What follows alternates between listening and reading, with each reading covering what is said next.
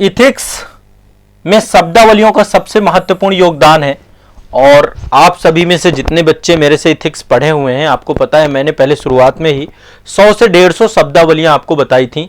अभी हाल फिलहाल में इथिक्स के जितने भी क्वेश्चन आते हैं आप उनको उठा के देख लीजिए और मेरी शब्दावलियां उठा के देख लीजिए, लगभग आप सारी शब्दावलियां आपको वहां पे मिल जाएंगी। मैंने मोस्ट सेलेक्टेड शब्दावलियां आपको बताई थी।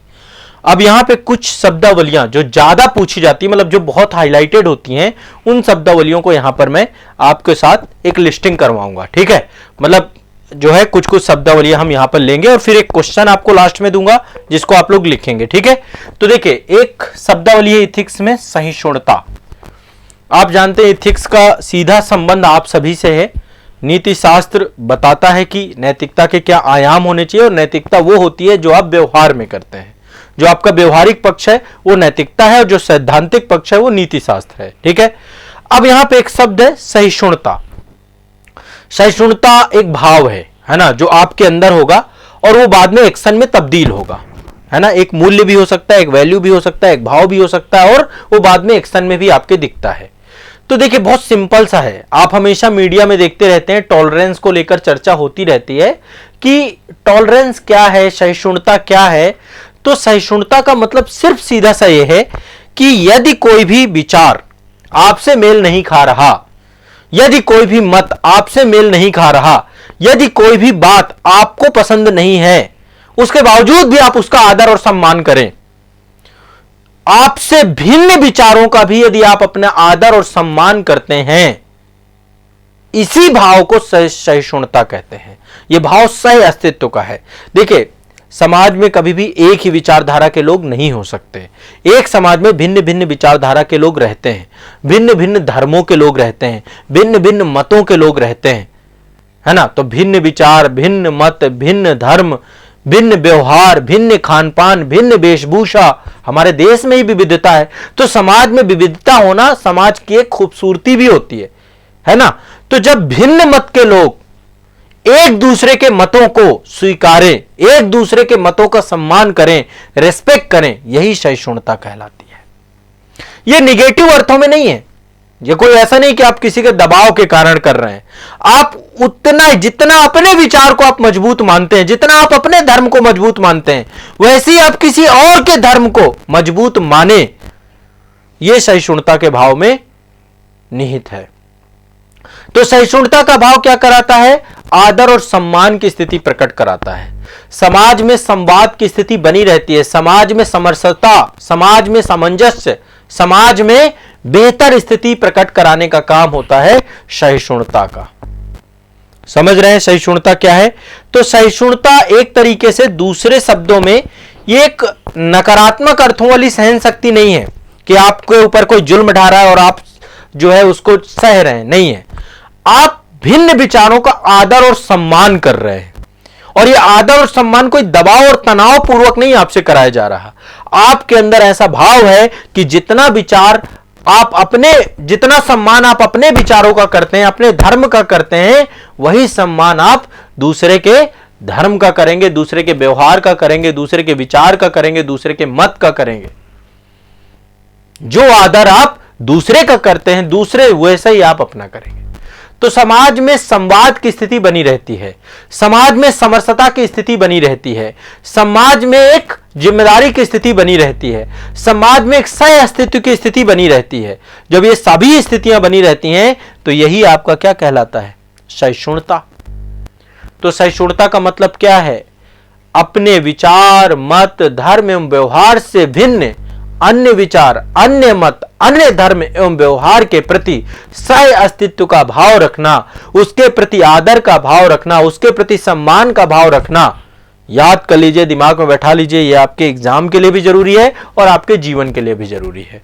ठीक है, तो ये आपका सहिष्णुता है। ठीक है, एक शब्दावली ये आपकी क्लियर हुई, सहिष्णुता। इससे एक प्रशासक के अंतर्गत सहिष्णुता होनी चाहिए, बिल्कुल होनी चाहिए। एक प्रशासनिक अधिकारी के अंदर और देश के नागरिकों के अंदर सहिष्णुता बहुत ज्यादा होनी चाहिए। मॉब लिंचिंग होती है ना, लोग भीड़ की हत्या कर देते हैं, है ना, अपने भिन्न विचार। सांप्रदायिक दंगे क्या है? सहिष्णुता के भाव का अभाव ही तो है है ना, लोग सांप्रदायिक दंगे कर पाते हैं, एक वर्ग विशेष को टारगेट करते हैं, एक धर्म को टारगेट करते हैं, भीड़ की हिंसा होती है। अब तो नई जो आपकी भारतीय न्याय संहिता आई है उसमें तो मॉब लिंचिंग के लिए मृत्युदंड तक की स्थिति है ना। तो बहुत ही सहिष्णुता का भाव समाज में हमारी राष्ट्रीय एकता के लिए बहुत जरूरी है, सामाजिक सहिष्णुता, सामाजिक समरसता बनाने के लिए बहुत जरूरी है। ठीक है, तो एक तो ये ध्यान रखिएगा। अब दूसरा है आपका शब्दावली है करुणा। करुणा का मतलब क्या है? करुणा का मतलब है समाज के जो कमजोर वर्ग हैं मैं कमजोर वर्ग भी ना रखूं, मैं कुछ इस तरीके से रखता हूं, दूसरों के प्रति मंगल भावना।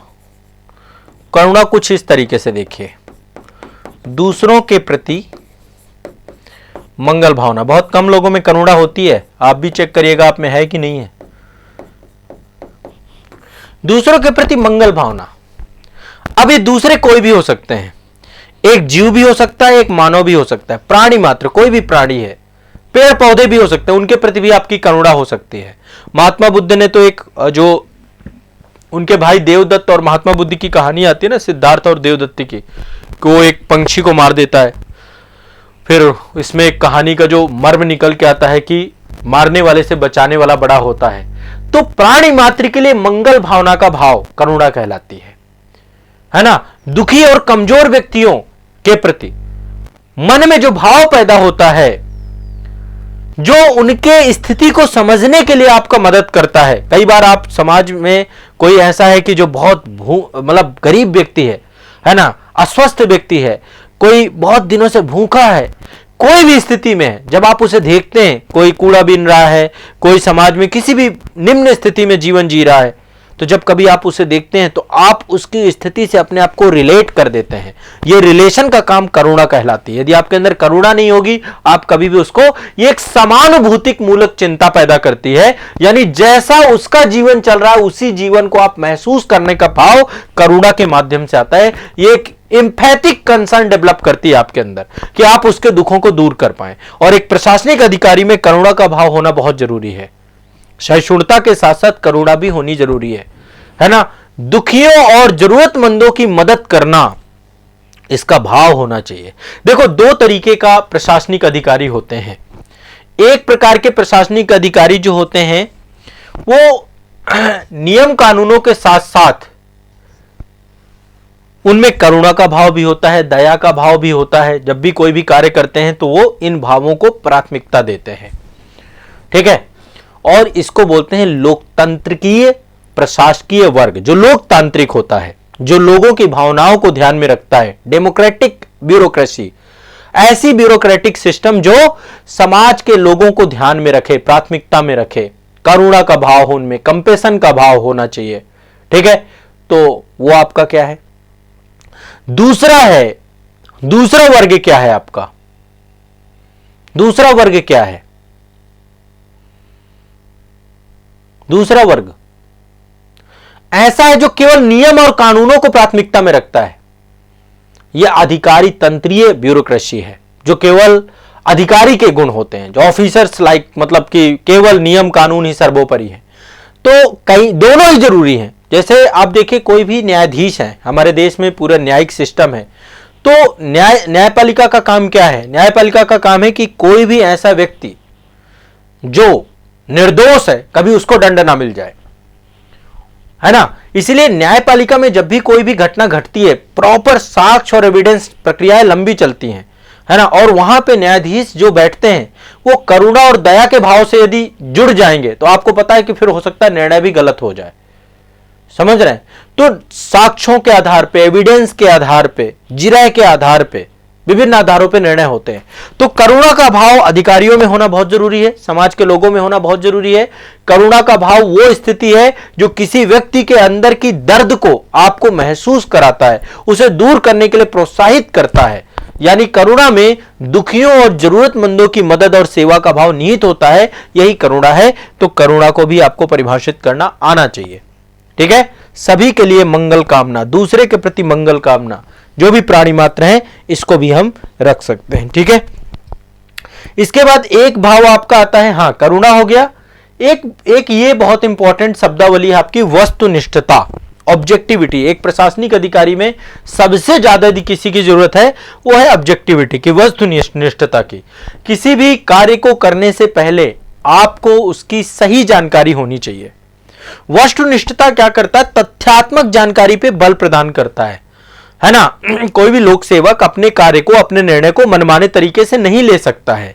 उसको तथ्यों के आधार पे लेना पड़ेगा, नियमों के आधार पे लेना पड़ेगा, कानूनों के आधार पे लेना पड़ेगा, दिशा निर्देशों के आधार पे लेना पड़ेगा, कोड ऑफ कंडक्ट के आधार पे लेना पड़ेगा, आचार संहिता के आधार पे लेना पड़ेगा। चाहे वो किसी भी क्षेत्र में हो, चाहे वो सार्वजनिक नियुक्ति करे तो नियम है। हाँ, पीसीएस में ऐसा थोड़ा ना होगा आपको तुरंत अधिकारी बना देंगे। प्रॉपर प्री दीजिए, पास करिए, मेंस दीजिए, पास करिए, इंटरव्यू दीजिए, पास करिए, अधिकारी बन गए। जो रैंक आएगी उसी रैंक के हिसाब से आपको जॉब मिलेगी, जो आपकी पोस्ट प्रेफरेंसेस होंगी। तो नियम कानूनों के आधार पर, तर्क के आधार पर, तथ्य के आधार पर चीजों को लेकर के चलना, समझ रहे हैं? एक लोक सेवक अपना निर्णय और अपना कार्य मनमाने तरीके से ना करके वस्तुनिष्ठता के आधार पर करता है। अर्थात किसी भी कार्य को करने पर जब आप तथ्यात्मक होते हैं, वस्तुनिष्ठ होते हैं, तो यही ऑब्जेक्टिविटी कहलाती है। क्या कहलाती है? वस्तुनिष्ठता कहलाती है। सभी लोग क्लियर है? सभी लोगों को स्पष्ट है वस्तुनिष्ठता का क्या मतलब है, ऑब्जेक्टिविटी का क्या मतलब है, सहिष्णुता का क्या मतलब है? वस्तुनिष्ठता मतलब है तथ्यों के साथ चीजों को लेकर के चलना, मनमाना रवैया नहीं लेकर के चलना। ठीक है? कोई भी निर्णय लेते समय तथ्यों को आधार बनाना, कोई भी कार्य करते समय तथ्यों पे आधार बनाना। जैसे आप देखते हैं घर पे क्या होता है, डिस्कशन चल रहे होते हैं, चर्चे चल रहे होते हैं, और चर्चे चलते चलते आपस में ही लोग लड़ जाते हैं। क्यों लड़ते हैं? क्योंकि तथ्य और फैक्ट पे बात नहीं होती है ना। आप भी अपने मित्रों के साथ बातचीत कर रहे हो, पता चला लड़ गए, क्योंकि तथ्य फैक्ट नहीं पता है, आप हवा में बातें करते हैं। तर्क के साथ किसी कार्य को करना वस्तुनिष्ठता, ऑब्जेक्टिविटी। और कोई भी अधिकारी होगा यदि वस्तुनिष्ठ नहीं होगा तो सोचिए कितना भी क्षति वो प्रदान कर सकता है। तो ये आपकी वस्तुनिष्ठता होती है।